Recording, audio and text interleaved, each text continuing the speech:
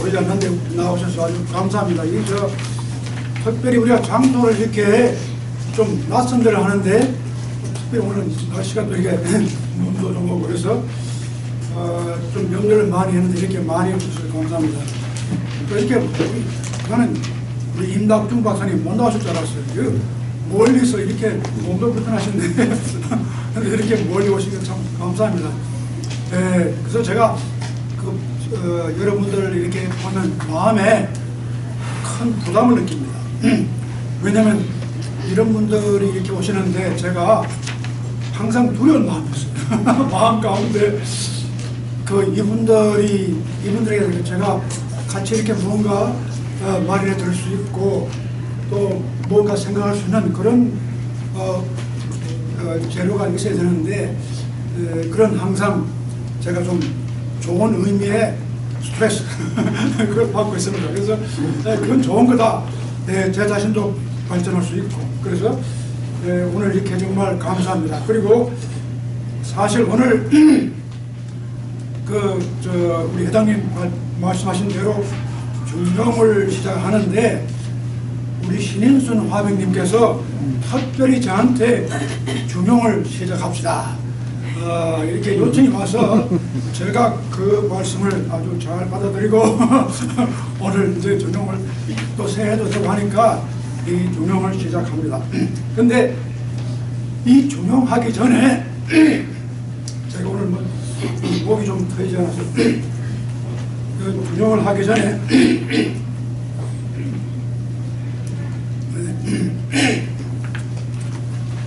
제가 한두 가지 조금 재미있는 얘기를 하고 전하는 게 좋겠습니다. 이것도 중요한 관계가 됩니다. 첫째는 천당하고 지옥이 있는데 제가 그런 천당 지옥에 좀 관심이 좀 있거든요. 아마 죽을 때가 가까우니까 천당 지옥을 좀 생각해야 되겠다. 그래서 우연히 이제 이 천당 지옥에 관한 걸 좀 이렇게 보기도 하고 이렇게 뭐 유튜브도 보는데 마침 우연히 제가 잘 아는 분인데 그분이 한국 장로교의 아주 유명한 목사님입니다. 근데 한국 장로교가 굉장히 복잡합니다. 이름만 장로교지 장로교 안에 몇 개가 있는지 저도 잘 몰라요. 근데 크게 분류하면 3개예요. 원래는 합니다. 옛날에 선교사들이 개신교 선교사 1885년에 언도우드가 들어오고 이럴 때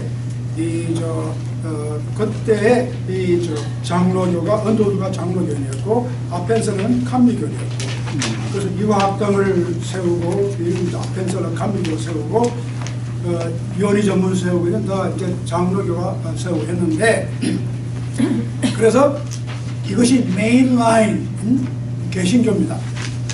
그래서 특히 장로교가 한국에 굉장히 강하잖아요. 근데 장로교 가운데 역사적으로 들어온 그 교단이 미국 장로교인데 그 당시에 미국 장로교가 둘로 분리되어 있었어요. 남북 전쟁하면서 장로교가 갈라졌어요. 그래서 미 북장로교, 미 남장로교. 그래서 이 북장로교가 한국의 선교에 큰 역할을 했습니다. 그런데 그 후에 또 남장로교가 따로 나와가지고 역할을 했는데 그러니까 그 장로교 선교사들이 이렇게 한국 지도를 놓고 우리가 이게 좀 분담을 해보자. 그런데 이 전라도 쪽으로 간 선교사들이 남장로교 쪽이 많아요. 그 남장로교는 교세가 그때는 남군이니까 위치원드가 그게 남군 사령부였고 거기가 수도였고 그런데 여기도 사실은 남쪽입니다. 포토막 강 건너서 다 이게 남쪽인데 남장로교 쪽이 아무래도 조금 북장로교보다는 수가 적었어요. 그러니까 그 사람들은 전라도 쪽을 막고 이 북장로교가 이렇게 경상군이 이렇게 맡아 했는데 지금도 보면 전주 예수병원이 이렇게 하고 이쪽에 나간 학교는 다 보면 남장로교에서 세운 학교들인데 그러다가 미국 이 두 장로교, 남장로교, 북장로교가 1980 몇 년에 와서 합합니다. 이제 합하는데 합하기 이전에도 교단은 다르지만 서로가 교훈이 많았습니다. 그래서 뭐 별로 그렇게 신학적으로 다른 것도 없고 그러니까 그래서 그 연합장로교 이렇게 명칭을 쓰다가 이제 나중에 지금은 완전히 합해가지고 그냥 미국 장로교회 그러니까 Presbyterian Church USA 그렇게 쓰는데 한국에 들어온 이 북장로교 계통의 그러니까 메인라인 처치가 왔고 또 남장로교도 메인라인 처치인데 이 장로교가 쭉 계속 하다가 언제 갈라지느냐면 1953년에 둘이 갈라져요. 이게 제일 처음 장로교가 이렇게 갈라지는 뼈아픈 경험을 1953년 대구에서 합니다.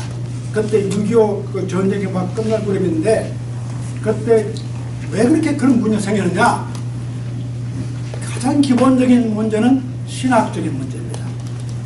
신학의 해석입니다. 그런데 이 장로교 안에서도 한파는 굉장히 조금 인텔렉츄얼하게 우리가 성서를 읽더라도 좀 더 우리가 비판적으로 읽고 또 역사적인 관점에서 읽고 그래서 그런 역사라든가 또 철학이라든가 또 비평적인 그런 안목으로 성서를 보는 그런 운동이 시작이 되는데 이제 그걸 찬성하는 사람들이 있고 반대하는 사람들이 있었어요.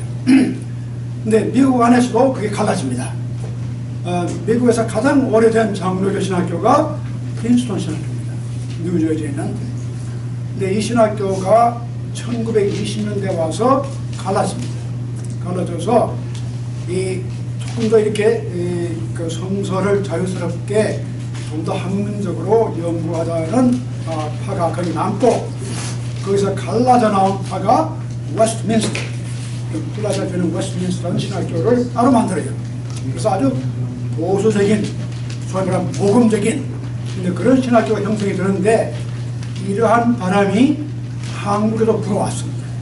불어와가지고 이제 일부 신학자나 목사님들 가운데는 상당히 조금 학문적으로 성서를 읽고 검토하고 그러다 보니까 아주 보수적인 사람들은 이거 다 신신학이다.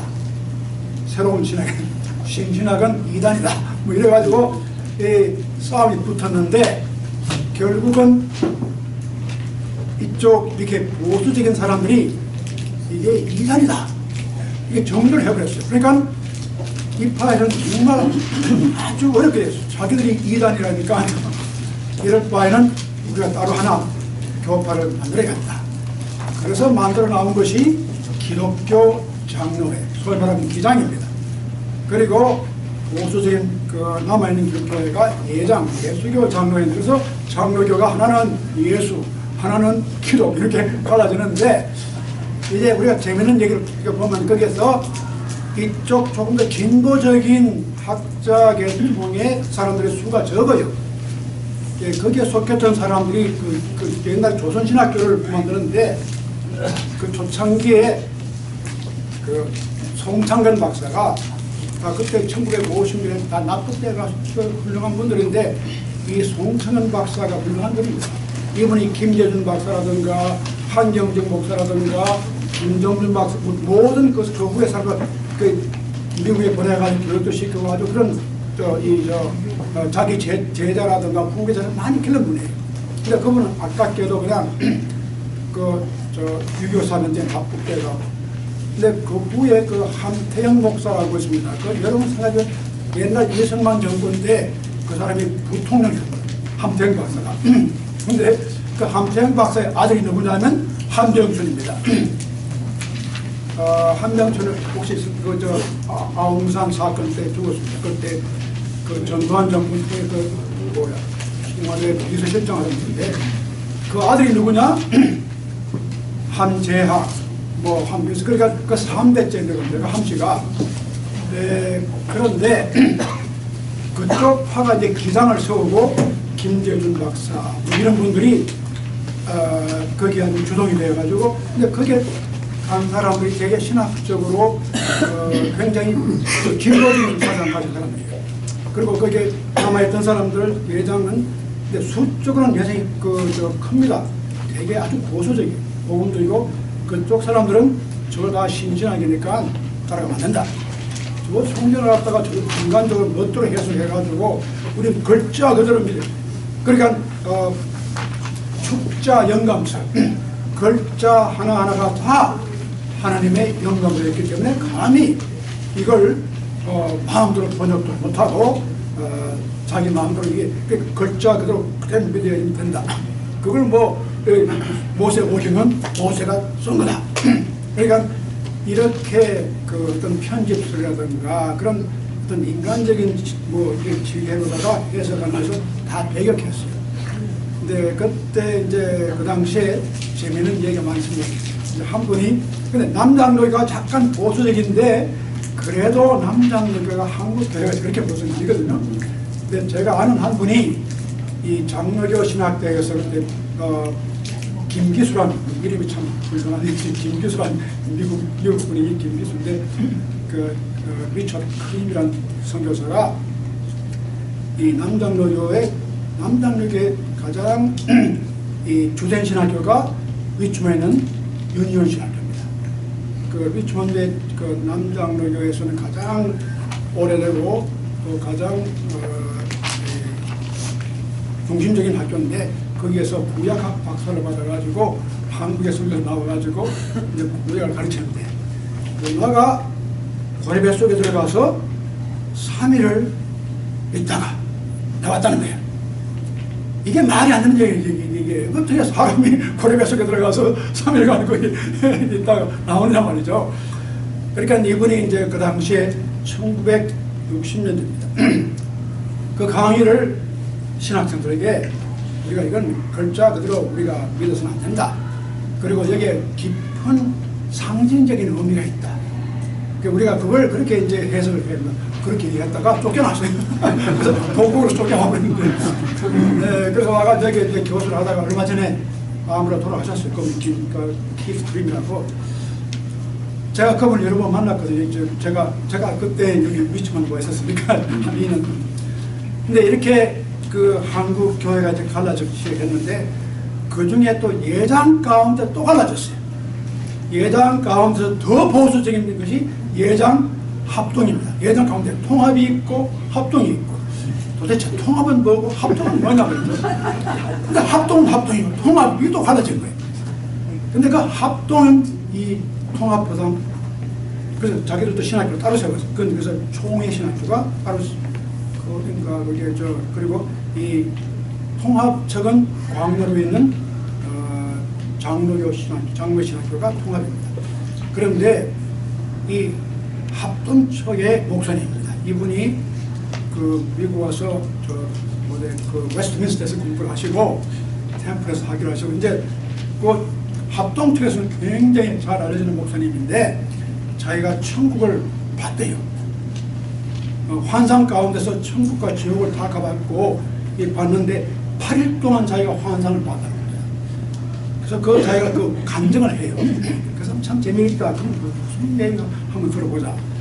그래서 제가 그분을 알거든요. 개인적으로 가까이는 모르지만 옛날 그분이 미국 가기 전부터 제가 아무 이렇게 제가 이름 안 드리지만 그런데 이야간 그분이 이제 천당과 지옥을 얘기를 하는데 제가 보니까 자기가 지옥을 먼저 가봤는데 지옥에 가니까 투어 가이드가 나오잖아요.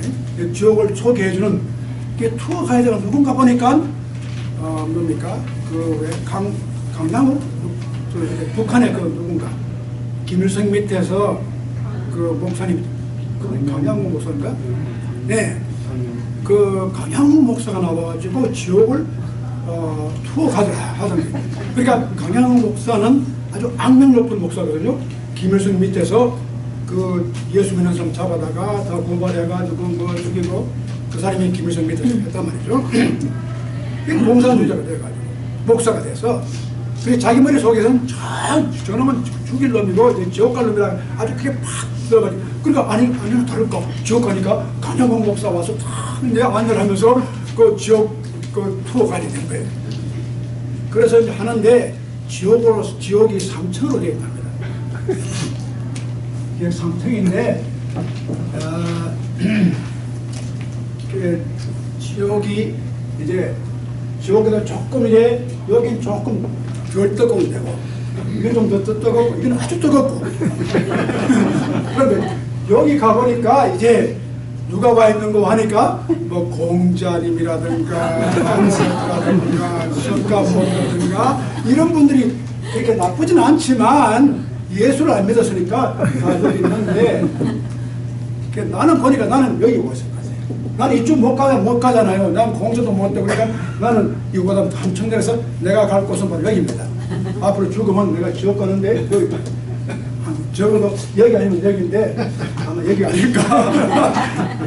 그래 초째 가는데 자 그래서 이제 그 내용을 다 이분 아주 정말 그걸 아주 시리어스하게 진지하게 설명을 해요. 그러니까 그걸 그 환상을 봤다니까 그 대표적인 목사님이고 신학자고 그러니까 사람들이 다들 믿습니다. 봐라 지옥이 있단 말이야. 틀림없이 있어. 저분이 가서 왔다는 거예요.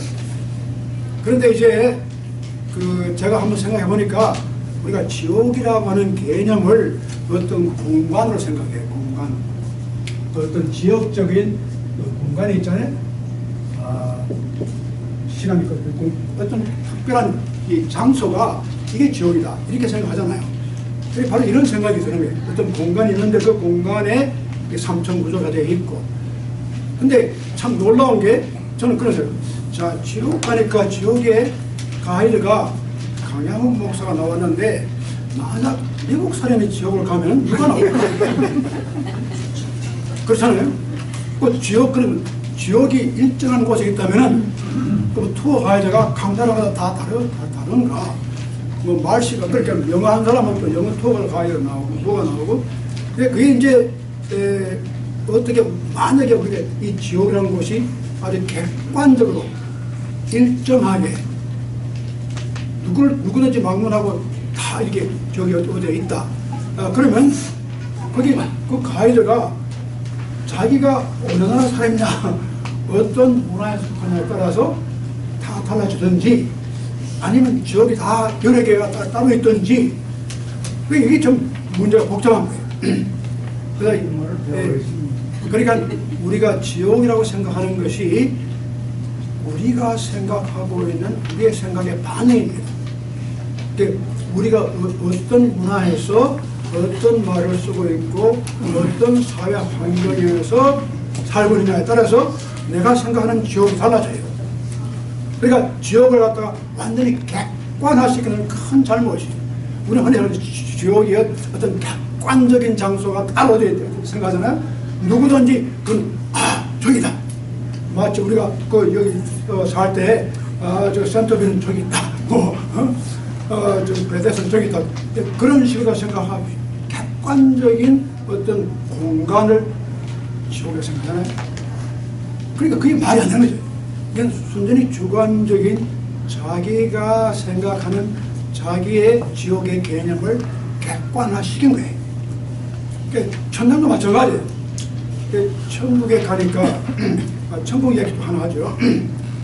이 천국에 가니까 투어 가지고 나왔는데 쭉 가면서 천국을 보여줘요. 근데 이렇게 보면 이제 가면서 여기는 어떤 사람들이 와 있고 여기는 저기 버지니아 있는 사람 와 있고 이렇게 다들 천국 가서 같이 모여서 사는 게 좋으니까 했는데 이렇게 한 곳을 지나가다 보니까 그 투어 가이드가 여러분 여기 지나갈 때는 철저하게 말하지 말아야 됩니다.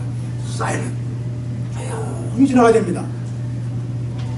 왜 그러냐니까 여기는 예수 믿는 사람들이 와 있습니다. 그래서 혹시 예수 믿지 않는 사람이 여기 왔다고 하면 난리가 날 테니까 그래서 여기는 자기들만 와 있다고 생각하니까 절대로 다른 사람이 왔다면 큰일 납니다. 그래서 지나가는 우리가 생각하고 있는 그 천국의 개념이 그러니까 우리의 주관적인 그 천국을 우리가 이렇게 주관의 가치라든가 주관적인 어떤 자기들의 어떤 그 프로젝트를 갖다 이렇게 객관화시키는 것, 이것이 이제 천국인데, 이 천국과 지옥이 많은 영향을 미쳤습니다. 이게 사실은 유대교 이전부터 조라시다 뭐에서 유대교, 그다음에 뭐 기독교, 뭐 이슬람 쭉 거쳐 내려왔는데, 이제 자, 이것이 왜 제가 이런 말씀을 드리냐면은 이 천국과 지옥이 현실적으로, 정치적으로 혹은 사회적으로 어떤 영향을 끼치는가, 이게 참 중요합니다. 어떤 사람은 천국이 멀리 있다, 이게 자꾸 진보되어 가면 언젠가는 천국이 온다.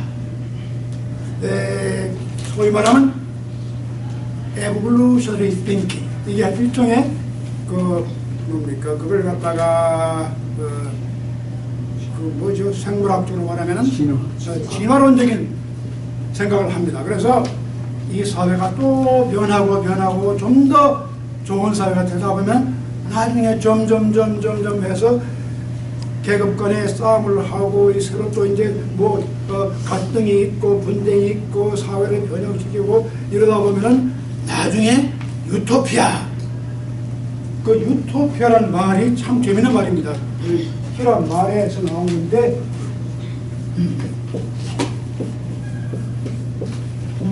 우이라는 말이 없단 말이거든요. 토포스라는 말은 장소란 말이에요. 이게 공간이라고 해요. 토피아, 토포스가 공간입니다. 그런 공간은 없다는 것이 유토피아입니다. 유토피아는 없는 거예요. 그런데 칼 마크스는 그걸 갖다가 그게 온다는 거예요. 그때가 메시아가, 기독교적으로 말하면 그때가 바로 메시아가 올 때다. 그때가 바로 하나님께서 뭐 심판해가지고 이 땅에 이제 마지막 역사가 끝나고 천국이 그때 이루어진다. 그러니까 이게 이제 프로그레시브하고 에볼루션이한 그런 생각이 결국 가서 그런 걸 만들어내고, 또 어떤 사람들은 그게 아니고 천국은 멀리 앞에 있는 게 아니라 위에 있다. beyond, 수직적으로 생각해요. 근데 이거는 수평적으로 생각하잖아요. 천국이 언제가 들어온다. 근데 수직적으로 생각하는 사람들은 천국이 바로 내 위에 있어. 죽으면 거기 가는 거예요. 역사 끝날에 오는 게 아니라 바로 언젠간 저 위에 하늘나라에 따로 뭐 있다는 거예요.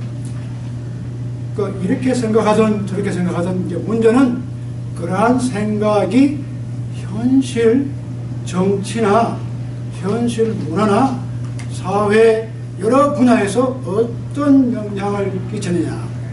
근데 이제 기독교도 유교도 어떤 점에서는 상당히 공통성이 있어요. 왜냐하면 예수님이 이 복음서를 보면은 예수님 마태, 마가, 루가, 뭐 요한 다 보면은 마가복음서에 아주 간단하게 세례요한이 그 마가복음은 뭐 예수님이 태어나고 어쩌고 하나도 없어요. 그런 말도 없고, 뭐 동방박사도 없고, 뭐 무슨 뭐 이 뭡니까 목자가 어쩌고 전혀 없어요.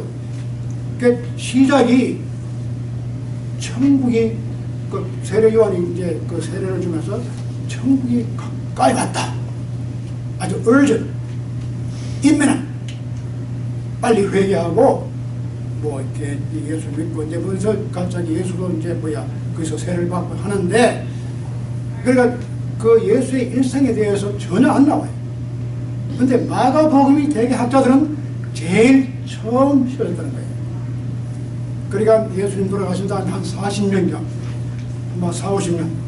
그러니까 가장 일찍 써진 복음서가 보고하는 예수의 일생은 전혀 그런 게 없어요. 별이 나타난다거나 뭐 목자가 어쩌고 뭐 전혀 없고, 뭐 심지어는 저 애굽에 팔려가고 어쩌고 뭐 애굽에 피랑 가고 어쩌고 그런 것도 없고, 그냥 예수님 이미 다 장성해서 요단강에 세례를 받으러 나오는 그 장면이에요. 그런데 그때 이야기는 천국이 곧 이제 가까운다. 그 말은 천국이 지금 들어온다 그런 뜻이 아니라 지금 이 시대가 하도 어려우니까 여기에 우리가 새로운 마음을 가지고 새로운 나라를 갖다가 우리가 건설해야 되는데 우리의 마음이 새로워져야 된다. 세례를 받고 우리가 새로워져야 된다. 그런 뜻이에요. 그런데 자, 그러니까 예수님 자신도 뭐 천국에 가면 누가 있다 어떤 전혀 그런 말이 없습니다. 복음서에는 예수께서 말씀하신 천국은 항상 비유입니다.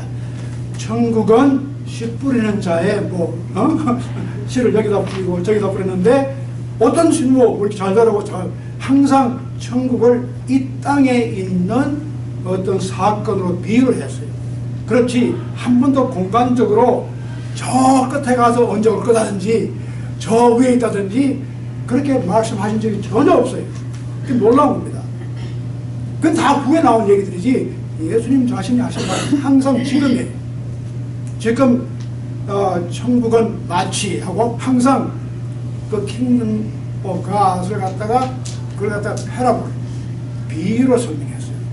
그러니까 어떻다고 뭐 규정적으로 말하는 게 아니라 비유로 말씀하시면서 별의 감추인 보화 같다든지 겨자 씨와 같다든지 이게 다 이 세상의 일입니다. 이 세상에서 네가 하나 썩으면 거기에서 씨앗이 나고 자라고 나무가 된다. 이것이 천국이라는 거예요. 항상 이런 걸로다가 얘기했지 어떤 공간적인 개념으로다가 한 게 없어요. 그러니까 지금 이 세상에서 우리가 어떻게 사느냐, 그것이 바로 천국의 가장 중요한 교훈입니다. 그런데 유교가 그래, 유교는 뭐 천국 저 그런 거 없어요. 또 우리가 이 대학이라는 것이 뭐냐면 우리가 이 사회에서 어떻게 사느냐, 어떻게 살아야지만이 사람답게 사느냐, 그 성인, 군자 뭐 이런 개념이 다 이 세상적인 얘기입니다. 그러니까 기독교나 유교도 결과적으로는 기독교가 점점 이것이 그런 어떤 저세상적으로 나갔지만 현실적으로는 이 세상의 문제를 다루어요.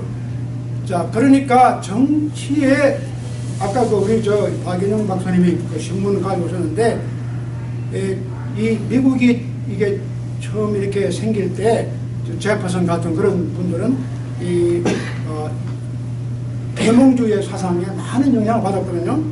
이 계몽주의가 유럽의 계몽주의가 중국의 그 당시 중국의 뭐 공자나 맹자나 이런 사람의 사상이 많이 들어갔습니다. 그리고 그 전에부터 이 유럽에서는 중국에 많은 사람을 파견해가지고 또 문물을 많이 배웠어요. 그러니까 이제 그런 것이 충분히 나올만 합니다. 근데 이 유교 사상에서는 철저하게 우리가 현실적으로 어떻게 사느냐. 근데 유교가 생각하는 만약에 천국이 있다면은 이제 가정을 한다면은 뭐 천국이라는 건 말 쓰지도 않지만 가장 그래도 좋은 세상이 있다면은 지금이 아니고 미래도 아니고 과거에 있었다는 거예요. 놀라운 일이죠. 그러니까 항상 이 유교적인 중국의 전통은 과거의 요순, 윤림금, 순림금 때의 정치가 그래 이상적인 나라를 자기들이 만들어요. 그래서 우리가 이것을 본받아가지고 이게 하나의 블루프린트, 이미 우리가 가지고 있는 블루프린트가 있다는 거예요. 그러니까 공자도 그러니까 내가 지금 새로운 걸 너한테 뭐 가르치는 게 아니라 이미 우리가 가지고 있는 이 전통을 내가 전수하는 것이 내 목적이다. 이제 그런 이유가 우리가 가진 아주 브릴리언트한 시빌리제이션이 있었다는 거예요. 가장 이상적인 정치, 공평한 나라가 있었는데 지금 그게 다 이제 디제너레이트, 다 허물어졌는데 다시금 우리가 그걸 회복해야 된다. 이제 그러니까 이 유교 사상도 굉장히 그 인본주의적이고 이 세상적이라고 우리가 말할 수 있죠. 그런데 지금 요즘 참 재미있는 사실들이 이게 정치와 종교가 일어나는데 왜 이런 생각이 나느냐면 기독교도 결국 이 땅의 정치에 관심을 가질 수밖에 없어요. 아무리 보수적인 사람도 이게 다 필요 없고 죽어 천당하면 그만이지 그렇게 말은 하지만 실제로는 다 여기에 오늘 잘 사는 것도 중요하거든요. 생각해보세요. 아무리 내가 죽어 천당하는 좋지만 지금 사는 게 뭐 돈도 좀 많이 벌고 좋은 집에 살고 이걸 누가 싫어해요. 그러니까 죽을 때 죽더라도 천당 갈 때 갈더라도 오늘 좀 좋은 세상 살고 싶다. 이게 사람의 욕심이다. 내 개인뿐만 아니라 사회가 정의스럽고 공평하고 좋은 사회가 되길 바란다. 이러한 관점에서 볼 때 이것이 왜 종교인으로 하여금 정치에 관계를 하게 되느냐. 이게 참 우리 역사를 보면 제가 이런 말 너무 긴데 간단히 말하면 최근에 한국에 미국에 아주 이상한 현상이 지금 벌어집니다. 왜냐하면 예를 들어 미국은 이제까지 주로 이게 아주 보수적인 복음주의적인 교회가 정치 사회적인 이슈를 그렇게 언급하지 않았어요. 개인의 구원 우리는 잘 믿고 천국 가는 것 교회가 정치에 간섭하는 건 싫어. 단 한 가지 자기들이 아보션 이런 그러니까 보수적인 입장에서 그런 걸 반대하는 거고 그리고 보수적인 입장에서 그 보수적인 이 판사들이라든가 그런 사람들 많이 내는 것 이것은 많이 해왔지만 그렇게 직접적으로 정치적 안 했는데 진보적인 기독교인들은 많이 해왔습니다. 월남전 반대했죠. 마틴 루터 킹 인권 뭐 이렇게 이런 문제 사회적인 문제는 전부 진보적인 기독교 사상들이 다 들어가는 거예요. 그러니까 지금 한 가지 이상한 현상이 한국에서 제가 60년대 뭐 대학교 이럴 때 보면 기독교의 기장계통 아까 말씀드린 대로 상당히 진보적인 그 교파의 목사님들이라든가 그런 분들은 굉장히 정치 문제를 많이 삼았어요. 박정희 반대하고 뭐 민주주의하고 그래서 정치 운동에 굉장히 많이 뛰어들어가지고 나중에 감옥도 가고 또 그런 분들 가운데는 어떤 사람이 좌파로 넘어가기도 하고 뭐 이렇게 됐는데 그래서 그 당시에 그 합동청이라든가 이런 쪽에서는 왜 종교인들이 길거리에 나서가지고 왜 정치에 간섭하느냐 이건 우리 복음적이 아니다 다 내쳐겠다고. 지금 보세요. 놀라운 현상. 그러니까 이것이 상당히 재미있는 현상이에요. 아무리 자기들이 우리는 정치와 관계없어. 그래도 천당 가는 게 뭐 지역 광고 천당 가는 게 목적이야. 그런데 그렇게 보수적인 그래서 그 당시에 이제 다들 욕을 했거든요. 저 친구 다들 정치 목사예요. 응? 그 다 진보적인 그 당시에 보면 그런 사람 많았어요. 반독재 특히 그 당시에 이 진보적인 기독교인들이 많은 공헌도 했죠. 민주화하는데 그런데 그 중에 일부가 또 이렇게 뭐 극단적으로 이제 좌파가 됐지만 그런데 그 당시에 이제 그런 보수적인 교파의 사람들이 철저하게 혐오했던 정치 참여를 지금은 보수주의가 나서서 과감하게 하고 있어요. 이게 참 재미있는 현상인데 이제 여러분 하나 그 중요한 것이 뭐냐면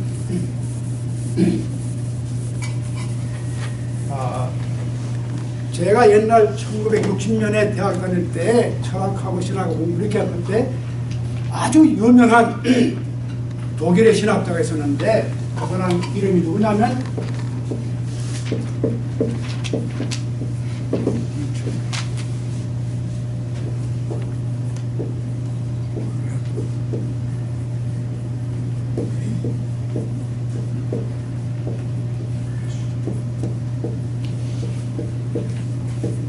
이분이 오랫동안 유명한 분입니다. 그 당시는 보수협파에서는 이 사람 이름도 몰랐어요. 이 사람 책 읽는 것 이기다라고 생각했어요. 저는 그때 이런 책 읽었지만 그 당시에는 그 사람들은 이런 사람 이름도 그 보수적인 신학교에서는 가르치지도 않고. 근데 지금 이 사람 이름이 나오는 거예요, 지금. 그래서 참 재미있는 현상이죠. 이제 그때 왜 이런 사람을 아주 이단시했냐면, 이런 친구가 정치판에, 왜냐면 이 사람이 왜 문제가 생기냐면, 이 사람이 독일의 루트란 교회 목사고 신학자인데, 이분이 나치 시대에 히틀러를 암살하는 계획에 참가한 거예요. 그러다가 붙잡혀가지고 죽었어요. 1945년에 불과 한 2개월 앞두고 2차 대전 종료, 조금 더 살아서면 그런 해방이 나올 건데, 형장에 이슬로 사라졌는데, 그때 이 본헤프가 어떤, 저는 한국에서 이제 읽을 때 놀라면 굉장히 이 사람의 윤리학 이것이 굉장히 진보적이고 굉장히 참 좋아했는데, 이분이 그 독일 나치가 그렇게 이제 돼서 이 쫓겨온 거예요. 그 쫓겨온 분 가운데 우리 낙준 박사님 잘 아시는 폴 필립도 쫓겨와가지고 유니언시를 경험했어요. 근데 쫓겨와가지고 있는데, 이거 지금 자기 조국 독일이 점점 이렇게 큰일 났다. 난 여기 도저히 있을 수 없다. 내가 조국에 들어가서 싸워야 되겠다. 여기 좋은 자리를 다 포기하고 자기 독일로 들어가서 히틀러를 암살할 계획에 자기가 과감하게 들어가는 거예요. 이제 그 재판하는데 이제 물어요. 재판관이, 당신은 기독교의 목사인데, 신학자인데 살인은 죄입니다. 그렇죠? 사람을 죽이는 것은 죄라고요. 어떻게 살인하는 계획에 당신이 가입했느냐? 목사로서 그렇게 할 수 있겠느냐? 그러니까 이제 본헤프가 그런 대답을 합니다. 당신 말이 맞다. 사람을 죽인, 우리 기독교는 사람을 죽인 살인이 되는데, 내가 왜 이런 계획을 했느냐면, 한번 가정해보라. 내가 목사로서 할 일이 뭐냐. 지금 이런 나치 정권에서 히틀러가 사람을 이렇게 많이 죽이고 있는데, 자, 그러면 술 취한 운전사가 차를 몰고 가다가 튕기면서 아무나 막 치워 죽이는데, 그럴 때 목사가 해야 할 일은 다니면서 그 죽은 사람 장례식 해주고, 그 죽은 사람 가족 찾아가서 위로해주고, 이것이 목사가 해야 할 일이라고 생각하는데, 그것이 옳으냐? 그렇지 않으면 내가 그 버스에 들어가서 그 운전사를 갖다가 아주 끄집어내는 것이 그게 옳은 일이냐? 한번 생각해보라. 그것이 나라를 위하고 이웃을 위해서 이 세상에, 그러니까 본헤프가 철저히 이 세상적입니다. 기독교가 그렇게 공중의 일이 아니고, 여기에서 우리가 이걸 못한다면 내가 목사가 할 일이 남의 집 댕기면 나쁜 사람이 한 걸 그냥 뒷장을 해주고 뭐 장례 해주고, 이것이 목사가 아니다. 그런 그 정의를 우리가 실현해야 된다. 근데 그때 이 이야기를 누가 하냐면 참 진보적인 목사들 한국에서 가장 진보적인 목사나 신학자가 하던 얘기인데, 지금은 가장 보수적인 목사님들이 이런 얘기를 하고 나서는 거예요. 그러니까 이만큼 종교가 절대로 정치와 완전히 이게 물론 형식적으로는 우리가 처치 앤 스테이트 세퍼레이트 되지만 그게 안 돼요. 그게 지금 미국도 얼마 전에 가장 보수적인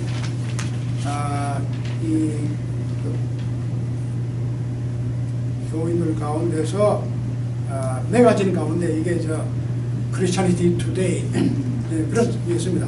근데 미국에 두 가지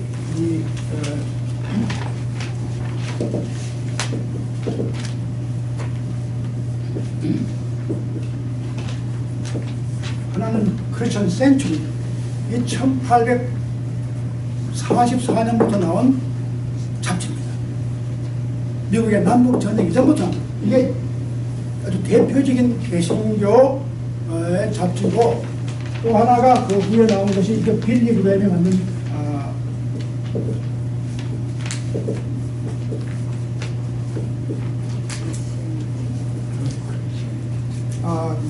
크리스티애니티 투데이, 이건 1940년경에 빌리그램에 만든 건데 독자 수는 훨씬 많습니다.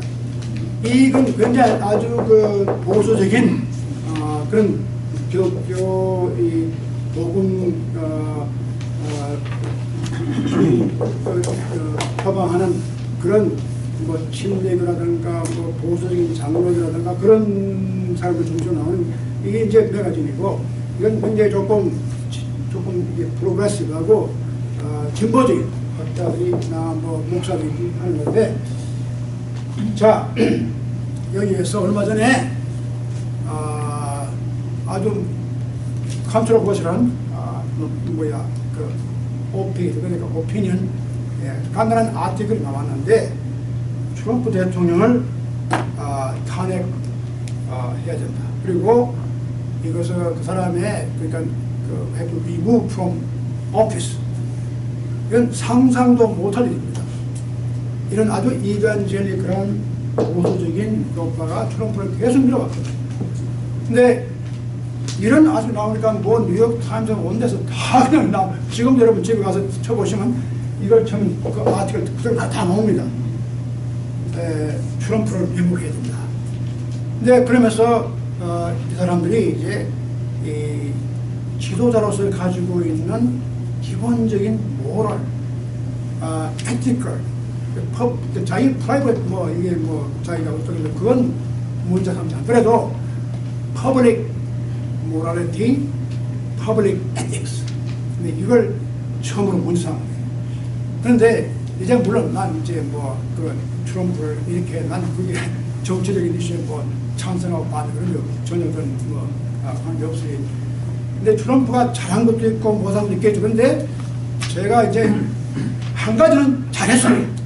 이 방에 계신 여러분들이 다 찬성할 수 있는 한 가지는 뭐냐면, 잘한 것이 우리 박옥춘 박사님의 아들 마이클 바를 연방 항소법은 판사로 임명한 것은 그건 다 그 한 가지는 뭐 이건 뭐 논란이 있지 잘한 겁니다. 그래서 이게 이런 그 우리가 정치 혹은 이런 그 사회적인 이슈가 이 종교가 완전히 떠날 수 없다는 걸 제가 좀 말씀드리고, 그러니까 유교적인 생각이 그만큼 우리가 생각할 때 이 유교는 뭐 전혀 뭐 저 사장도 없고 뭐 이 사장만 생각하고 뭐 그런 아주 그 하나의 윤리에 불과하고 그렇지 않습니다. 지금도 결과적으로는 공공인물의 도덕성이라든가 윤리성을 문제로 삼거든요. 이 유교가 바로 그거거든요. 그래서 이제 돌아가면 우리가 이제까지 한 대학은 자기 인간의 가장 우리가 가야 할 기본적인 윤리 도덕의 하나의 비전입니다. 소셜 비전. 인간이나 집단이 어떤 형태로 우리가 나아갈 것인가 하는 비전을 보여주는 것이고, 중요한 뭐냐? 중요한 우리가 어떤 인간이 될 것이냐. 이게 두 가지가 참 중요한 이슈예요. 한 가지는 내가 어떤 일을 하고 어떤 행동을 하고 내가 어떤 가정이나 가장이나 그런 인간으로서 다른 사람과 관계를 맺을 것인가. 이것이 굉장히 중요한 부분인데, 또 한 가지는 내 자신이 어떤 사람이 되느냐. 이것도 또한 중요한 과제예요. 그래서 이 중용은 더 깊숙이 우리 자신을 다시 한번 깊게 생각하는 그런 책입니다. 근데 이 중용이라고 하는 게 원래 따로 나온 책은 아니고, 얘기라고 하는 큰 중국의 유교 전통의 하나의 경전 가운데 들어가 있는 한 편인데, 중용은 그 중에 31편이고 대학은 42편이에요. 원래 한 책에 있던 것을 송나라 시대에 와가지고 신유학파들이 그걸 끄집어내가지고 이 두 조그마한 책을 갖다가 따로 만들어요. 그래서 사서가 돼요. 그러니까 논어, 맹자, 대학, 중용, 이것이 책이 4권이라 그래서 사서입니다. 그래서 그 특히 주자에 와서 이 중용과 대학의 위치가 굉장히 올라가는데, 제가 볼 때는 이 대학과 중용은 새가 날아갈 때 두 날개입니다. 대학도 필요하고 중용도 필요한데, 대학은 하나의 사회적인 기준이고, 중용은 좀 더 깊게 정신적인, 종교적인 혹은 신비적인 깊이에서 인간이 무엇인가 하는 것을 탐구한 책이 바로 중용이다. 그래서 중용이 중요합니다. 그런데 자, 대개 중용을 어떻게 오해하느냐 하면은, 여러분 중용이라는 말은 다 들었을 겁니다. 그 중에서 중용을 안 들은 사람 하나도 없습니다. 아이고, 중용지도고 중용을 알아야 되고, 그게 이제 그게 무슨 뜻이냐, 이 중자가 센트럴 뜻이고 용자가 이렇게 있는데, 그래서 중용을 갑시다. 한쪽에 지나치지 말고 적당히 이렇게 봐서 좀 이렇게 이쪽으로 가지도 말고 저쪽으로 가지 말고 적당하게, 우리 말에 적당주의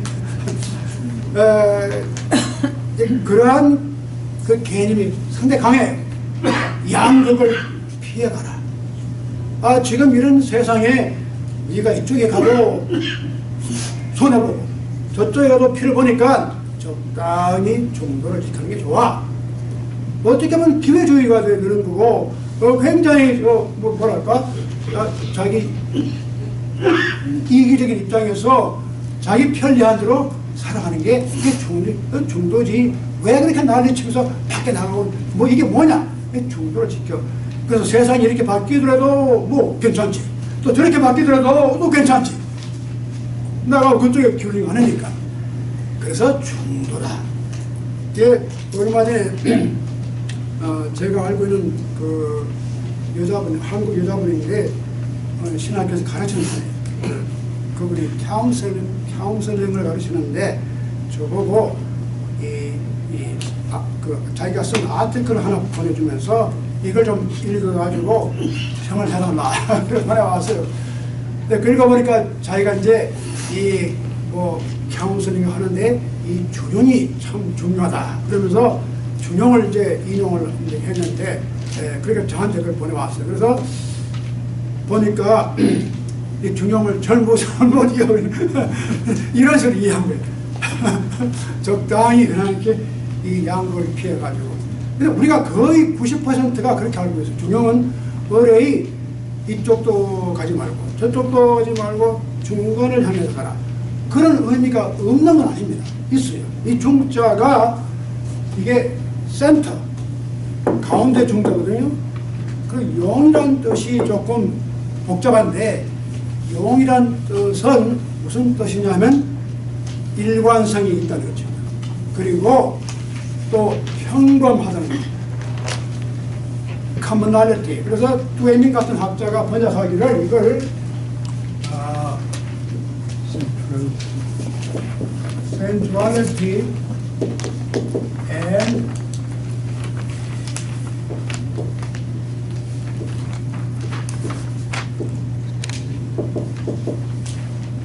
아주 재밌죠. 여기다가 commonality, 아주 common, 센츄럴 하면서도 아주 일상성입니다. commonality. 여기에 무슨 그 양쪽을 피해가고 그게 전혀 없습니다. 근데 그런 얘기가 잠깐 중용에 나오기는 하지만 그건 아주 조금 나오는 거고, 전체적인 의미는 그렇지 않아요. 그래서 내가 이제 그 얘기를 해줬어요. 그래서 이건 조금 잘못 중용을 이해하고 있는, 너무 표면적으로 상식적으로 우리가 중용을 이해하다 보니까 그런 실수가 나오는데, 다시 중용을 한번 읽어보라. 근데 자, 지금 우리가 오늘 시작하는 이 중용을 한번 지금 읽어보시면 여러분 아실 거예요. 지금 제가 왜 이런 말씀 드리는지, 중용이 얼마나 무게가 있는 책이고 얼마나 심각하게 인간 자신을 갖다가 깊숙이 들여다보는 걸 이게 보입니다. 이게 무슨 뭐 적당히 처세술에 뭐 여기저기 피해가지고 뭐 이렇게 걸어가는 그런 뜻이 절대로 아닙니다. 자, 제가 오늘 나눠드린 그러면은 제1편 도와 중용 인데 제1장 천과 임 이 나오죠. 제가 나눠드린 거기 보면 제1장 천과 인 거기에 나옵니다. 여기에 자 이걸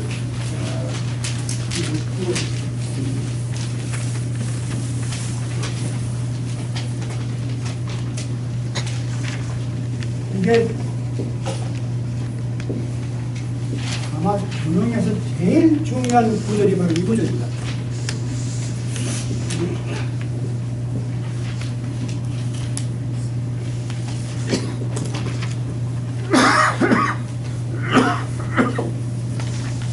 이 천명, 혹시 여기 많이 있습니다. 또 이런 가져왔습니다.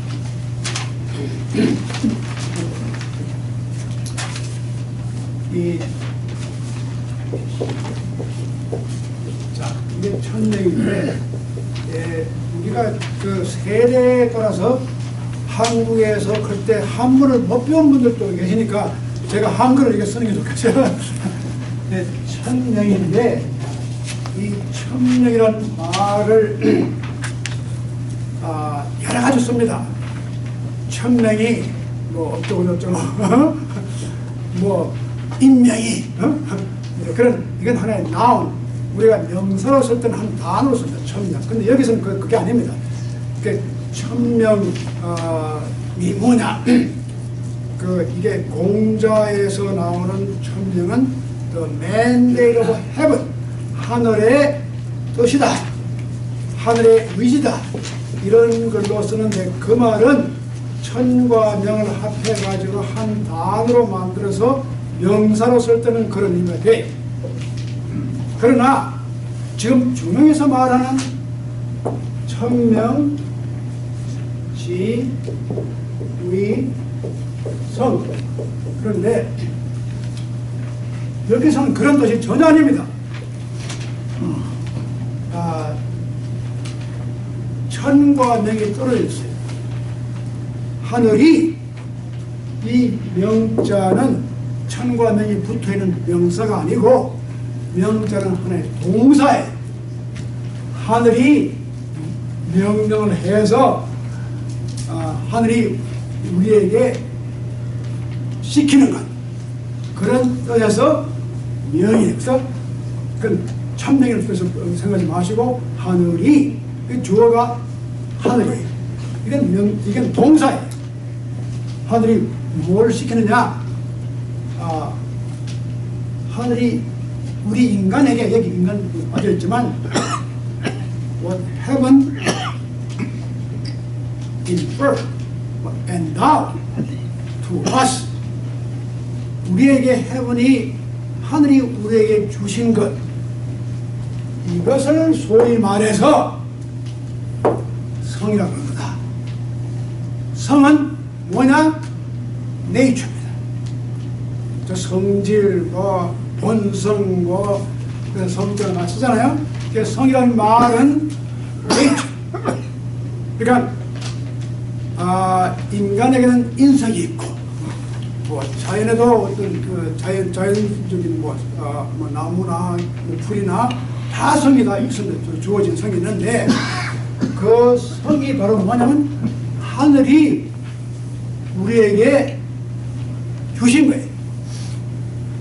인간의 성이라고, 인간의 휴먼 네이처가 우리가 마음대로 이렇게 갑자기 이렇게 나와가지고 생긴 게 아니고 what heaven imparted to us, to human, is called human nature. 그러니까 이게 참 깊이 있는 말입니다. 여기에서 우리가 뭘 보냐면 하늘과 인간 사이의 관계가 여기 있어요. 그리고 이게 이제 그 큰 문제죠. 이 천을 우리가 어떻게 생각하느냐. 그러나 무슨 그런 아까 말한 천당지옥 같은 그런 천은 아니고 이 천이 여러 가지 개념이 있습니다. 중국 역사 가운데서 이 천의 역사를 천이 어떻게 해석되나를 보면은 중국 철학사를 다 알 수 있어요. 그만큼 중요한 글자 하나가 아주 옛날에는 천을 갖다가 이 인격적으로 봤어요. 그래서 이걸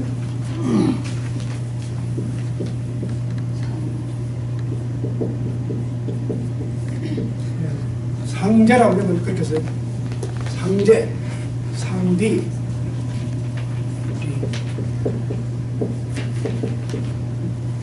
그렇게 옛날에는 우리가 자랄 때 이 성경에서 이렇게 상제란 말도 썼어요.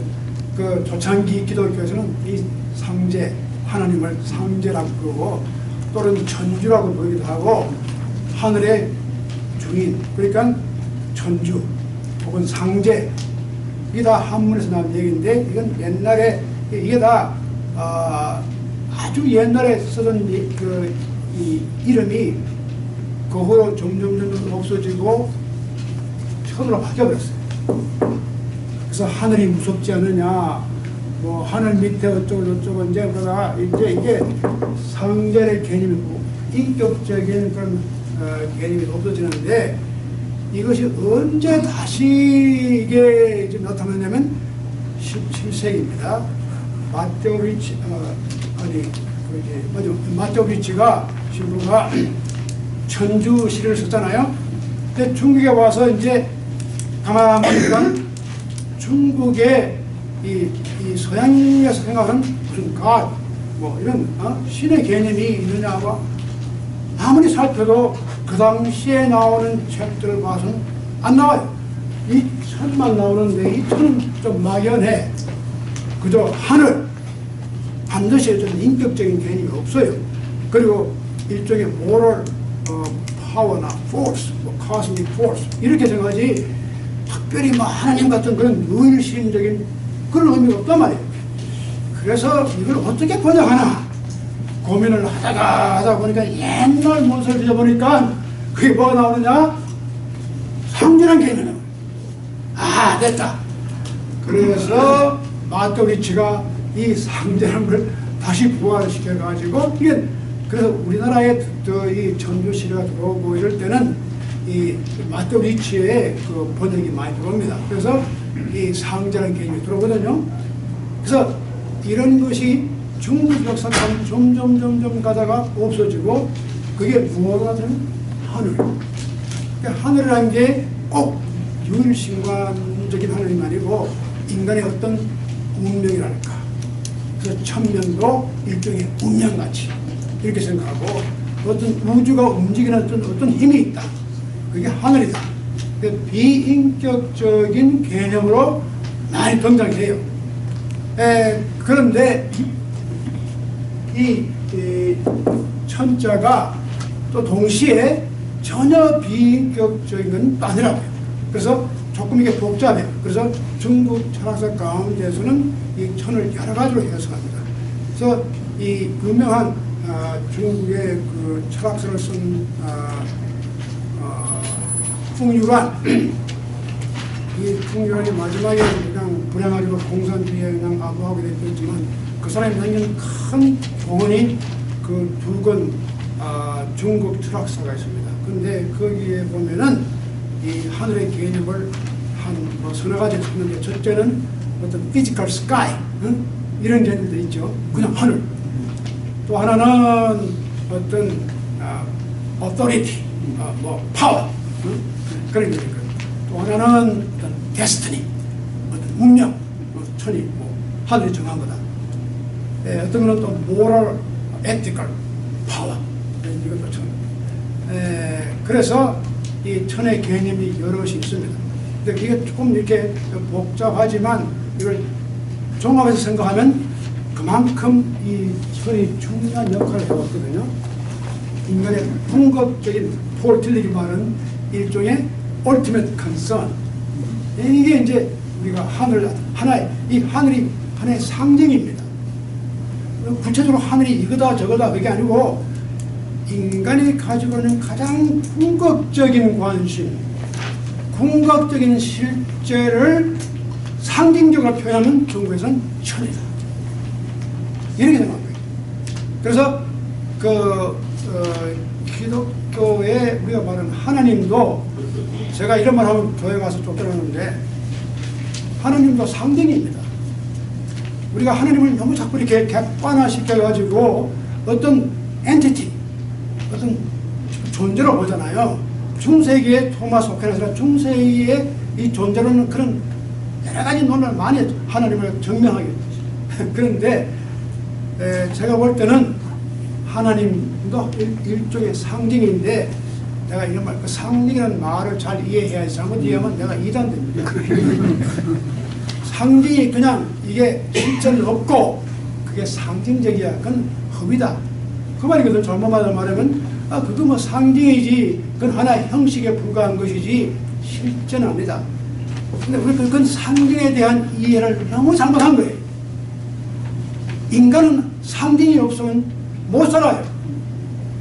그만큼 상징을 잃어버리면 인생의 삶의 의미를 잃어버리고 말아요. 그러니까 천국도 하나의 상징입니다.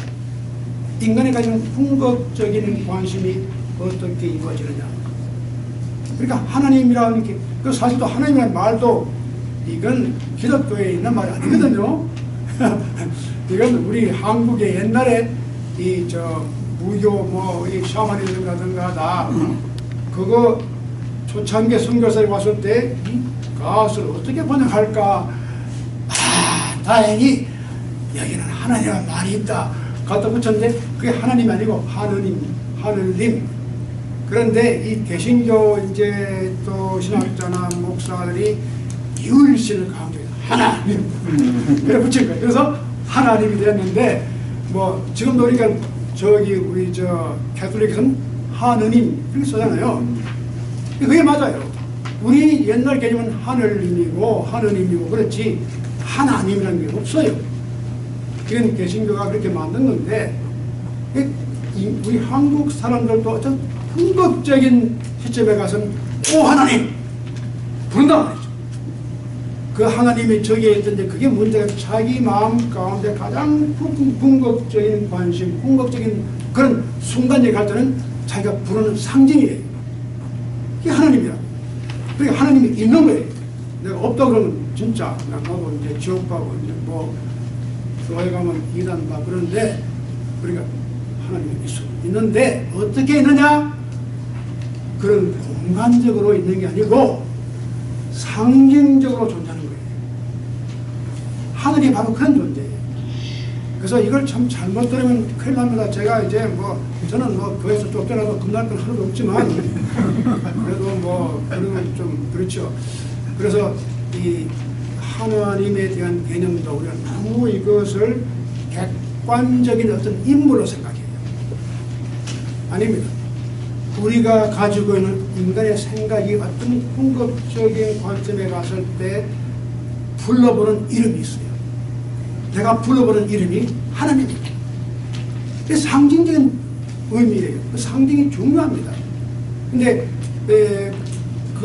여러분 포에 시인이나 작가들은 다 그래요. 이 상징에 대한 의미를 합니다. 상징은 논리적으로 설명이 안 돼요. 과학적으로 설명이 안 돼요. 그러나 현실적으로 실존적으로 자기에게는 깊이 느껴오는 경험이 합니다. 그게 바로 상징의 힘입니다.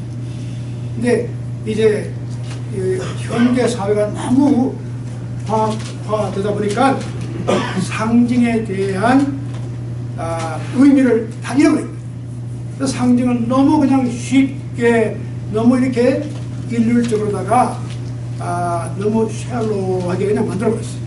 그러니까 상징이 정말 인간은 고대부터 이제까지 상징이라는 걸 항상 가지고 왔어요.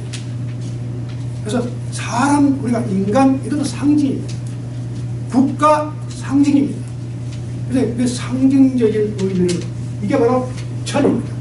그러니까 천은 우리가 뭐 이렇게 정의하든 저렇게 정의하든 그건 문제가 안 돼요. 어떤 궁극적인 점에서 천이 우리에게 엔다, 우리에게 주신 어떤 게 있는데 그걸 우리가 말해서 성이라고 합니다. 그게 네이처다. 그게 우리 네이처가 인간이 내 자신이 날 때부터 가진 것이 내 힘으로 나온 게 아니라 어떤 궁극적인 존재든지 궁극적인 힘이든지 궁극적인 어떤 원칙이든지 그런 것이 나와 결합해서 나에게 주어진 것이 그게 성이다. 자, 그 다음에 또 한 가지 중요한 것은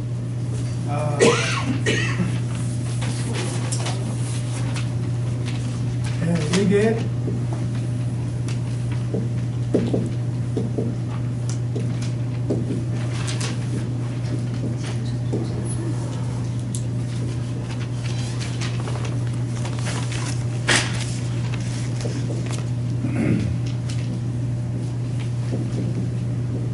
이게 또 하나의 기가 막히는 구절이 나오는데, 자, 이 성이 좋았는데 솔은 따라합니다.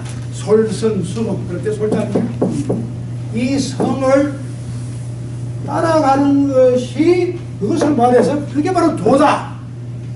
뭐 도란 말이 뭐 별의별 뭐 많은데 이 도가 딴 게 아니고 아주 간단히 말하면은 이렇게 주어진 우리의 네이처, 그 네이처를 그대로 우리가 따라가는 것, 거기에 도가 있다는 거예요.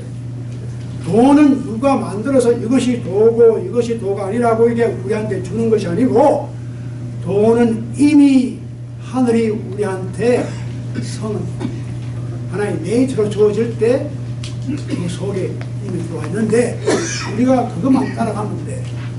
그러니까 도를 어떻게 누가 이렇게 인위적으로 조작할 수가 없어요. 이미 도는 하늘이 우리한테 준 성을 내가 따라가는 거예요. 근데 사람들이 이걸 가장 중요한 것이 도가 따로 어디에 있는 것처럼, 도사가 된다, 뭐 도덕경이 된다, 우리 도겸 선생님 한테 계신데 이 도가 어디에 따로 객관적으로 존재하는 것이 생각한단 말이죠. 그래서 도를 배운다 그러는데 그럴 거 없어. 가만 내버려두고 네 자신의 마음, 그 네이처를 한번 살펴보고 그대로 네이처를 따라가는 것, 그게 바로 도야. 도는 길을 가는데 내가 길을 누가 만들어준 것도 아니고 이렇게 그냥 가는데 그게 바로 길이 되는 거예요. 그게 누가 길을 일부러 만들어주고 뭐 꼭 이를 가라 저리 가라 그럴 필요도 없다는 거예요.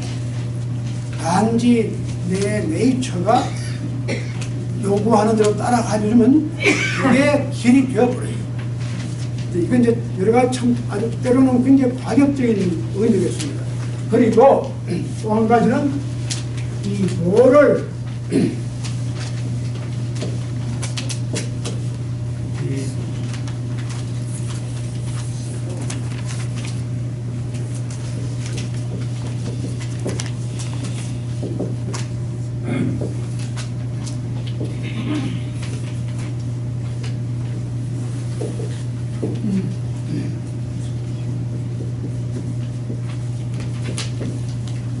이 도를 수라면 닦는 거죠. 도를 닦는 것을 말해서 가르침, 교육이라고 하는 것이다. 이게 중용을 가장 적절하게 요약한 겁니다. 근데 제가 늘 그런 말씀드리지만 이렇게 정말 그 의미심장한 책은요, 그 첩구들이 전 책을 다 요약해버려요. 대학도 마찬가지죠. 8단계 딱 교육해버리고. 이 구조를 우리가 명상을 하면은 주명의 모든 게 입니다. 설명이 되는. 여기에 하늘이 나오죠. 명이 나오죠. 인간의 본성이 뭐냐고 나오죠. 이 성을 따라가는 도가 나오죠. 이 도를 닦는 게 나오죠. 교육이 나오죠.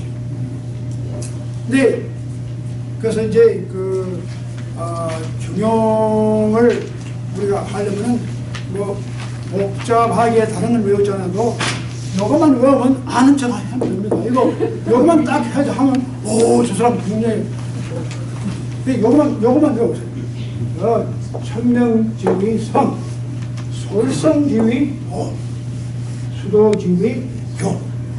요거 한 구절만 외우면요, 여러분 가서 아주 지식인으로서 교양인으로서 큰 존경 받습니다.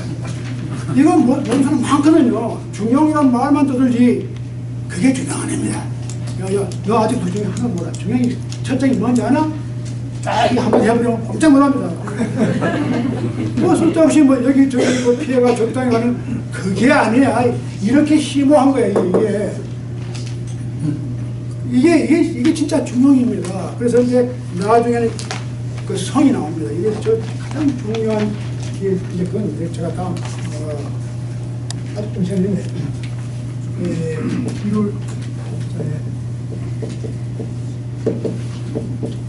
이 가장 중요한 이게 나오는데 이제 이런 일이 안 하고 이렇게 볼 때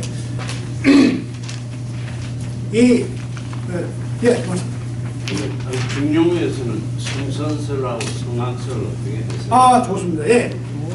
원래 성악설과 지금 성자 나왔으니까 당연히 그런 질문이 나올 수 있죠. 사람의 네이처, 이 성의가 네이처인데 그럼 네이처를 그만 따라간다는 게 그게 뭐가 되느냐? 그만 내버려두면은 그게 도다 이렇게 나오는데 그거 어떻게 설명할 것이냐 말이에요. 근데 여기에 문제가 많이 생깁니다. 그게 이제 생기는데 원래 공자, 우리가 그것을 보나가서 공자는 인간의 성의, 네이처가 선하다, 악하다 한 적이 없어요. 어떤 특별한 입장을 취하지 않았어. 안 하고 다만 공자는 어지린 자, 인간은 다 날 때부터 인을 타고났다. 이건 분명히 말했어요. 우리가 다 인은 우리 본성적으로 타고날 때 다 인을 가지고 타고났다. 그렇지만 인간이 처음서부터 뭐 본성이 전혀 선하다 그런 건 없는데 이 문제가 어디에서 나오는 맹자에서 나옵니다. 우리가 아직 맹자를 안 했는데 이 다음에 한번 맹자를 조금 골라가 맹자에서는 분명히 맹자는 인간의 이 성이 날 때부터 선하다. 오리지널이 굿. 어떤 교육을 받아서 선하는 게 아니라 날 때부터 그냥 선한 거예요. 그럼 이것이 어디서 오느냐?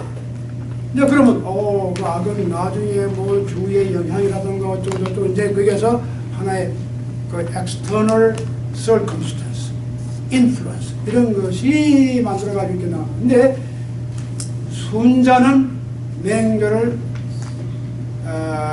공격하면서 그렇지 않다. 인간의 그 성은 악하다. 날 때부터 악한 인간은 다 욕심을 가지고 있으니까 그렇잖아요. 어린애를 보세요. 그거 가만 놔버리면 애들이 밤낮 싸우고 장난꾸러기 짓거라고 뺏어가고 이거 인간이 어떻게 선한 거냐 이게. 선생이 이놈들 내가 벌을 주고 배우고 얘를 배우니까 애들이 그래도 좀 그러지 가만 내버려도 성을 따라가라 이게 어떻게 안 된다는 거예요. 그러니까 그 순자 말로 굉장히 컨빈싱. 그런데 이제 이런 이제 이걸 제가 따로 드리겠지만 근데 이제 순자도 인간이 날 때부터 악하단 말을 안 했어요. 단지 인간이 악으로 기울어질 수 있는 tendency, the psychological 그런 일종의 경향, 항상 어떤 유혹이 올 때는 이기적으로 나가는 것, 이런 경향이 온다는 것 뿐이지 인간 자체의 성이 청소부터가 나쁘다, 그런 얘기는 아니거든요. 만약에 아주 나쁘면은 선을 행할 수 없잖아요. 우리가 날 때부터 다 악한 사람이면 어떻게 선을 행해? 그렇죠. 사람이 정말 성이 악하면 선을 식별할지도 모르고, 선과 악을 우리가 이렇게 볼 줄도 모르고, 또 안다고 하더라도 실천할 능력도 없어요. 그렇잖아요. 그러니까 순자도 그건 인정해요. 인간이 선과 악을 알 수가 있고, 그러니까 지적으로 알 수가 있고, 또 실제로 그걸 실행할 수 있는 능력도 있다는 거예요. 근데 문제는 인간이 항상 그럼에도 불구하고 악으로 기울어질 수 있는 그런 아주 유니버셜 텐den스가 다 있다는 거예요. 그게 이제 악이라는 말로 표현한 것이니까 악이라는 개념 자체가 좀 달라요. 맹자가 쓰는 악은 일종의 존재론적으로 날 때부터 인간의 존재가 선하다는 그런 식으로다가 성을 생각했고, 순자가 생각하는 성은 인간의 조금 더 이게 심리적으로다가 우리의 살아갈 때 항상 유혹을 받고 인간의 마음이 이렇게 기울어지는 것, 이건 아주 내추럴한 것. 날 때부터 우리가 그런 게 있다는 거예요. 그러니까 이걸 막아주는 것이 교육이다, 이렇게 나오고, 이 맹자는 인간이 날 때부터 선악이 있는데 이것을 교육으로다가 가꾸지 않으면 악이 된다. 둘 다가 비슷한 말이 되는 거예요. 이게 그러니까 우리가 도를 알고 그다음에 도를 갖다 우리가 닦고, 그래서 우리가 인간이 선을 행할 수 있으려면은 그런 노력이 필요하면 양쪽 다가 필요한 거예요. 그러니까 선악이라고 하는 것을 너무 이제 운명론적으로 그렇게 생각하는데, 이건 다 악이야.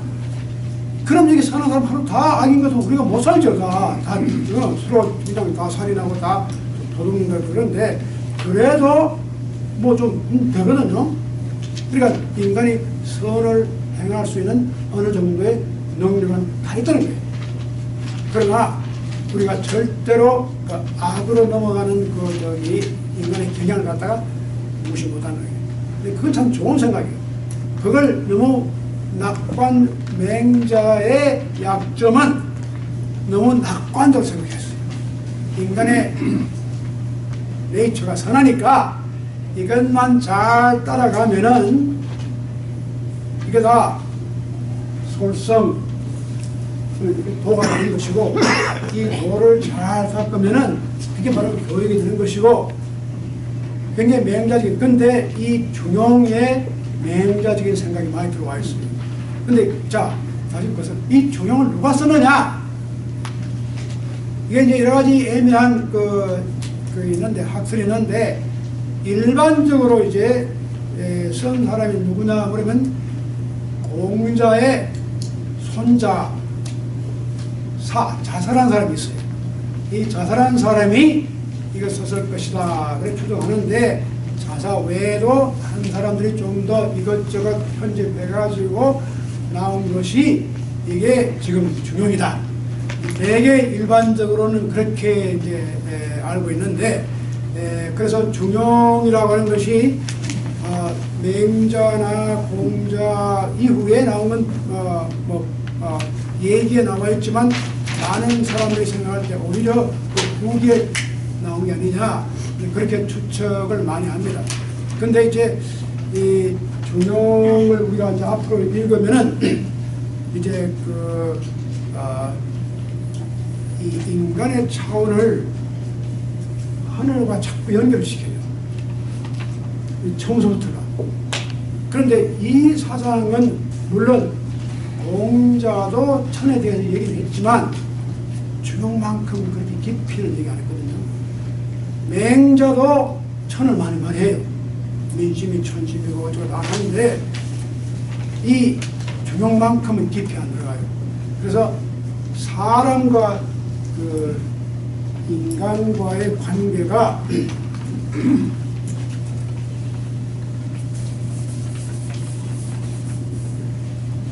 이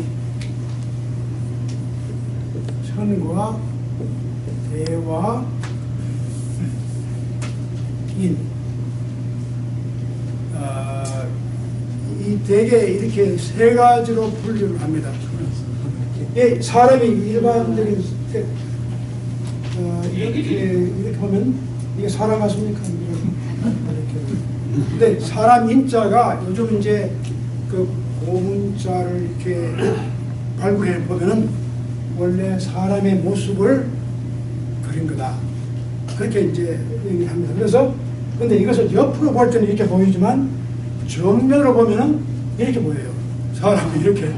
그래서 클레자가 되는 거고 거기도 올라가면 하늘, 천이 되는 거고.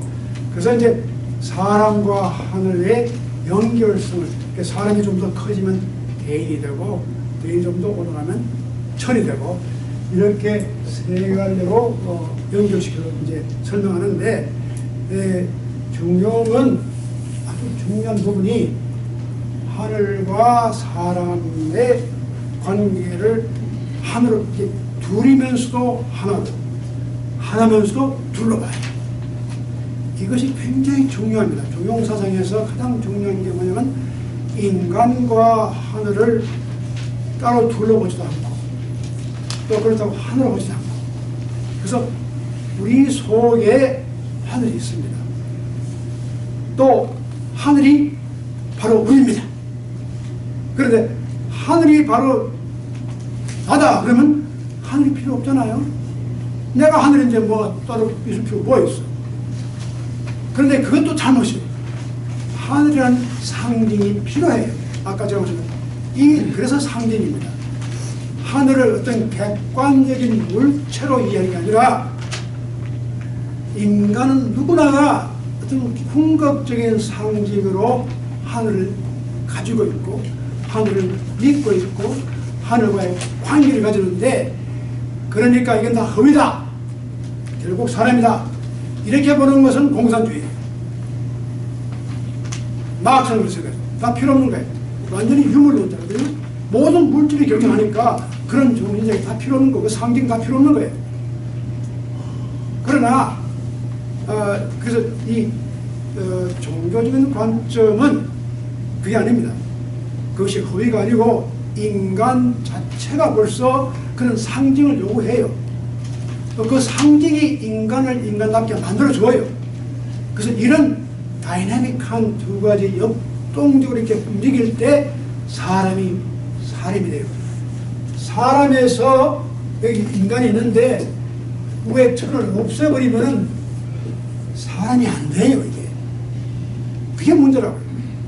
또 사람을 완전히 없애버리고 천만 따라가면 이게 소위 말하면 퍼네티시즘, 아주 그 열광주의랍니까? 우리말하면 퍼네틱, 완전히 미쳐서는 그래요. 인간의 존재는 이게 이제 그렇게 되면 모든 것이 뭐 하늘에서 뭐 갑자기 들어가고 이래서 이건 완전히 미쳐서 그렇죠. 그래서 잘못하면 종교가 빠지기 쉬운 유혹이 두 가지입니다. 첫째는 퍼네티시즘, 그런 어떤 열광주의에 빠져버려요. 그러면 자기가 다 모여요. 집도 안 보이고. 그러니까 그런 데 빠진 사람은 집 다 팔아가지고 뭐 저기 갖다 신앙촌에 갖다 바치고 뭐 우리 그런 걸 많이 봤잖아요. 뭐 그런 사람 왜 그렇게 하겠어요? 다 그 사람들 뭐 공부도 많이 했고 대학도 어떤 사람 가운데 다 많아요. 그런데 그게 한번 빠지면은 그렇게 돼요. 이게 다 필요 없는 거다. 그래서 완전히 인간적인 차원이 없어지고 이것밖에 안 보여요. 이 유혹이 큽니다. 종교인들에게는. 또 한 가지 유혹은 이게 다 필요 없다는 거예요. 이게 필요 없고 인간만이다. 인간만이다. 이것이 20세기 이후에 예를 들면 아주 공산주의나 이런 마크스나 이런 데서는, 그래서 우리 북한의 주체 사상이 이겁니다. 그런 어떤 초월적인 존재를 다 부인해버리고 인간이 뭐가 필요하냐 말이죠.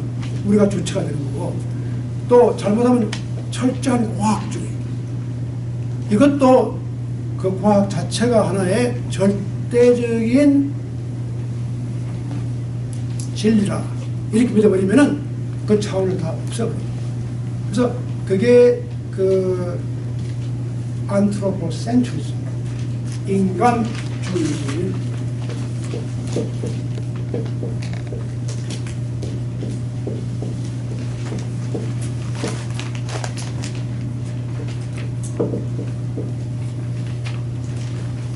이건 순전히 우리가 다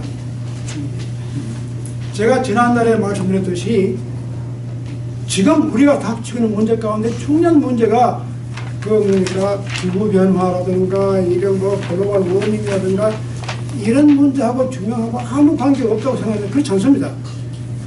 문제의 근원은 여기서 나오는 거예요. 안트로포센트리즘, 인간 중심주의, 인간만이다. 그러니까 우주라든가 자연이라든가 신의 이거 다 만들어낸 거고 필요 없는 거야. 이걸 다 부인해버릴 때는 이것밖에 없어요. 여기에 인간이 외로워집니다. 인간이 완전히 고립이 됩니다. 인간이 고아가 됩니다. 제가 근데 우리가 잘못하면 고아가 돼요. 우주에서. 우리가 살고 있는 이 정말 오이코노머스 그 경제 이코노미예요. 이게 하나의 집인데 우리가 그 집을 잃어버리고 나 혼자 살겠다 그러면 자기 고아가 되는 거예요. 그러니까 우리가 빠질 수 있는 또 하나의 완전히 인간 중심주의에 가져올 수 있는 위험성이. 그래서 우리에게 어떤 신이 필요하고 우주가 필요하고 자연이 필요하고 그것이 저 멀리 있는 게 아니라 내 속에 있는 거예요. 우리가 꼭 신의 존재를 저기 뭐 몇만 년, 뭐 3천만 년 광년 지나서 저기 있는 게 아니고 내 속에 신이 있는 거예요. 그러니까 이게 바로 신비적인 차원이 있어요. 그래서 내 속에 신이 있고 사도 바울이 참 기가 막히게 말합니다. 로마서에서 그리스도가 내 안에 살고 있다. 내가 그리스도 안에 살고 있다. 이게 둘이면서도 하나고 하나면서도 둘이에요. 내 속에 내가 있는 게 아니라 그리스도가 나한테 살고 있고 내가 그리스도 안에 살고 있다. 나와 그리스도가 둘이면서도 하나가 됩니다.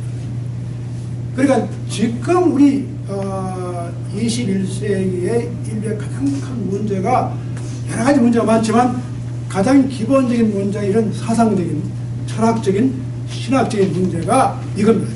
우리가 한편으로 파나티시즘, 지금 이제 너무 철저한 레디컬 보수주의가 잘못하면은 그런 멸망주의에 빠져버려요. 인간을 다 무시해버리고 이상을 다 무시해버리고 오직 신만 바라보고 살면 됩니다. 죽어서 천당 가면 됩니다. 이렇게 빠지든지 아니면 이걸 다 부인해버리고 순전히 인간 중심주의적인 생각을 하든지 내 인간 삶 속에 신과 자연과 우주가 다 이게 지금 연결되어 있다는 것. 이것을 지금 중앙에 말하는 게 천이 우리에게 명령한 거예요. 내가 가지고 있는 이 네이처가 하늘이 그냥 준 것뿐 아니라 하나의 명령으로서 주어진 거예요. 이만큼 이게 엄숙한, 이만큼 거룩한 거 아닙니까? 그러니까 중용이 얼마나 심오한 책입니까? 처음부터 출발서부터 인간을 볼 때 인간을 고립된 존재로 보지 않았어요. 인간의 네이처, 휴먼 네이처가 우리가 가지고 있는 고립된 어떤 존재가 아니라 고립된 어떤 인간의 본성이라든가 이게 다 고립된 게 아니라 다 하늘과의 관계에서 오는 건데 이 하늘을 우리가 너무 객관화시키지 말고 이 하늘 자체가 인간이 되기 위해서는 꼭 필요한 하나의 심벌릭 존재예요. 그래서 이 심벌에 대한 상징에 대한 이해가 종교는 상징입니다. 이 종교의 상징이 없어지면 종교가 성립할 수 없어요. 지금 북한에서 저기 어떤 그 목사님 그런 얘기 하는데 뭐 종교를 다 없애고 그냥 우리가 뭐 다 없애고 했는데 그게 안 돼요. 안 돼가지고 그 강야국 같은 데 만드는 게 뭐냐면 이 사도신경 같은 거 이제 만드는데 전능하사 하늘에 계신 김일성 아버지 뭐 이렇게 그걸 다 바꿔 넣는 거예요. 왜? 그런 종교성을 넣어야 되니까. 그리고 그런 상을 세워갈 그 이미지가 상징입니다. 김일성 뭐 고려 호텔 앞에다가 그렇게 상을 세워놓고 이게 상징이 필요해요. 인터뷰에 보니까 북한의 여자 목사가 우리 하나님은 김일성 수령이라고 그랬어요. 네. 그렇습니다. 그 독생자가 바로 김정일이고. 지금 제일 문제되고 있는 게 이란인데요. 예. 그 중동의 이란 모슬림의 이런 상징이 있어요. 아주 중요한 질문이죠. 그 지금 이란의 문제가 복잡한데 이 모슬림 그러니까 이슬람 전통이 굉장히 복잡합니다. 또 수니파도 있고 시아이파도 있는데 그런데 제가 전번에 이 종교와 정치가 분리가 안 되잖아요. 이렇게 되면 문제가 생기는 거예요. 그러니까 분리는 되지만 이게 다 차원이 다른 것 뿐이지 서로가 연관이 돼요. 그래서 이걸 완전히 아이덴티파 시켜버리면 그때 문제 생깁니다. 그런데 지금 이슬람의 큰 문제가 일종의 프랙티스 이겁니다. 종교를 완전히 광신적으로 생각해요. 그럼 내가 이거 하는 사람 죽여도 다 정당화됩니다. 왜? 신의 명령이고 신의 사업을 위해서 하는 거니까 뭐 사람 한 불 죽는 게 그게 뭐 큰 문제야. 더 큰 우리 과업을 이루기 위해서는 그건 당연히 뭐 지나가는 과업이 있을 수 있는 거고 이게 정당화됩니다.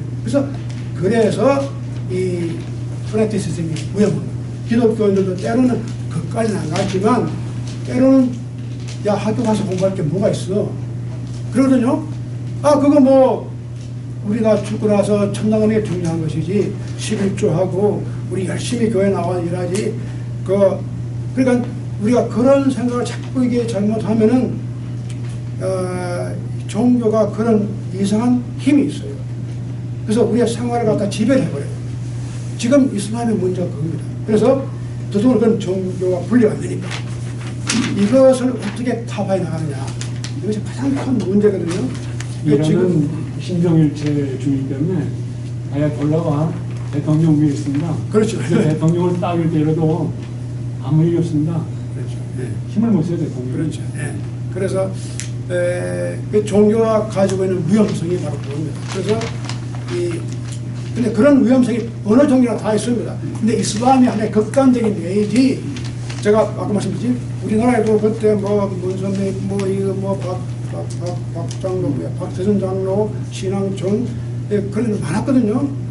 우리 현성 재산 다 팔고 말이야 학교 다 뭐냐 그냥 거기 다 들어가고 얼마나 위험한 겁니까 이게 가정 다 파괴시키고 그러니까 여기도 짐 존스하고 제임스타운 저 옛날에 뭐 피플스 템플 그런 있잖아요. 좀 멀쩡한 사람들이 그렇게 되는 거예요. 그게 하나의 파나티스죠. 그러니까 공산주의 주사가 일도 맞습니다. 그 좋은 질문입니다. 그러니까 아까 목적을 위해서는 수단을 안 가린다.